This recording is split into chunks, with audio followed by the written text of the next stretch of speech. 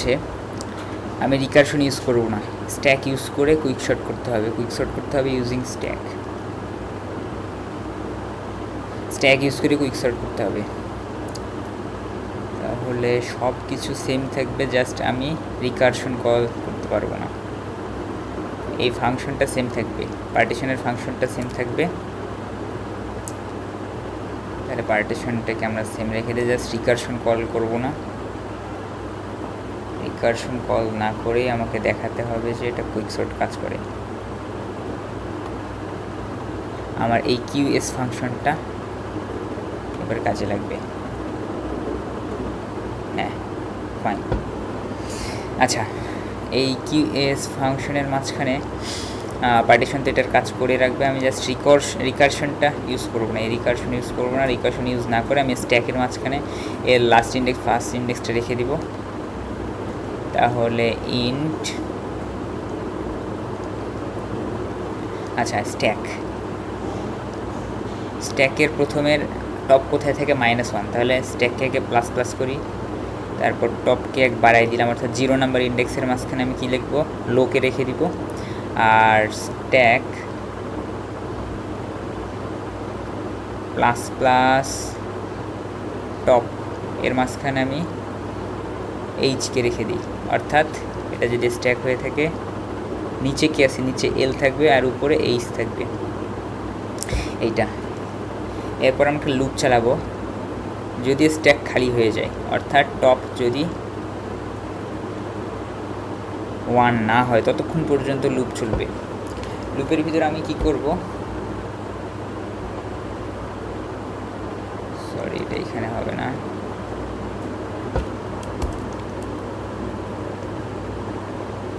এই অংশটুকু এই লুপের ভিতরে চলে আসবে। লুপের ভিতরে আসবে, এসে পার্টিশন বারবার কল হবে। কল হওয়ার পর আমরা বারবার এই এইচ আর এলকে আপডেট করব। এইচ আর এলকে আপডেট করব কিভাবে, এইচ এল সমান কী হবে, লো এল সমান লো, এল সমান লো হলে এল সমান 0 থাকবে। এল সমান 0 কখন থাকবে এটা আবার ডিফাইন করা লাগবে। এল সমান 0 তখনই থাকবে যখন আমার এই পিভটটা এইখানে যদি থাকে, মাঝে যদি পিভট থাকে, তাহলে আমি এইখানে একটা পার্ট পাবো এবং এইখানে একটা পার্ট পাবো। কিন্তু পিভট যদি কোনো ক্রমে এইখানে চলে আসে, তাহলে এই দিকে কোনো পার্ট থাকবে না, জাস্ট পার্ট থাকবে, এই দিকে একটা পার্টিশন থাকবে। সো আমাকে চেক করা লাগবে যদি পিভট পিটা লেস দেন, কত থেকে লেস দেন হয়, এইচ থেকে যদি লেস দেন হয়, অর্থাৎ এইচ এখানে আছে, এইচ থেকে যদি আমার লেস দেন হয় তাহলে আমি বলতে পারি পরে একটা পার্ট আছে। পরে যদি পার্ট থাকে তাহলে স্ট্যাকের মাঝখানে আমি কী রাখবো, স্ট্যাকের মাঝখানে আমি কী রাখবো, স্ট্যাকের মাঝখানে আমি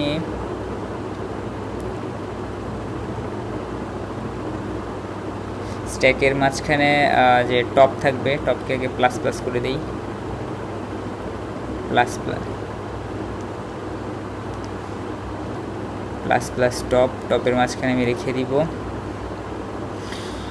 যেটা লো এলিমেন্ট, এল এর মান কত হবে, p+1, অর্থাৎ এটা যদি p হয় তাহলে পরেরটা হবে p+1। এটাকে আমি লোয়েস্ট ভ্যালু, লোয়েস্ট ইন্ডেক্স হিসেবে রেখে দিব। আর স্ট্যাক প্লাস প্লাস করবো, প্লাস প্লাস করে হাইয়েস্ট ভ্যালু অর্থাৎ এইচকে রেখে দিব। এটা যদি p এইচ থেকে ছোট হয় তবে। আচ্ছা, আরেকটা কন্ডিশন থাকবে, যদি p এল থেকে বড় হয়, অর্থাৎ এল থেকে বড়, এখানে এল এখানে আছে, এল থেকে যদি বড় হয় তাহলে আগে একটা পার্টিশন পাবো। এল থেকে যদি বড় হয়, ইফ এল থেকে বড়, p ইজ গ্রেটার দ্যান এল যদি হয়ে থাকে, তাহলে স্ট্যাক প্লাস প্লাস টপ এটা সমান কি হবে, এটা সমান হবে 0, 0 না, এটা সমান এল হবে, 0ই লিখতে পারি, 0 বা এল লিখে বেটার, কারণ আমি এখানে ফাংশন যখন কল করছি তখন আমি ইন্ট লোয়ার ভ্যালু হিসেবে এল পাইছি, সো এখানে এল লেখাই বেটার। অ্যান্ড এখানে কি হবে, স্ট্যাক এল না, 0 লিখাই বেটার, 0। আর স্ট্যাক লাস্ট এলিমেন্ট কি হবে, লাস্ট